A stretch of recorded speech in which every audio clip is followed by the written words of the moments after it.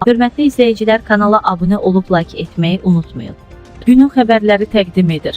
Azərbaycanda martın 24-də gözlənilən hava şəraiti açıqlanıb. Milli Hidrometeorologiya Xidmətindən ECP-Info AZE bildiriblər ki, sabah Bakıda və Abşeron yarımadasında hava şəraitinin bəzi yerlərdə arabir yağıntılı olacağı gözlənilir.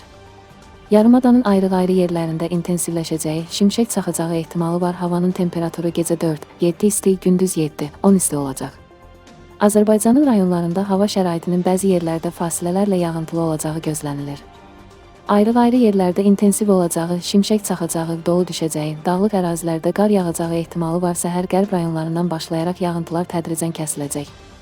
Qərb küləyi bəzi yerlərdə arabir güclənəcək.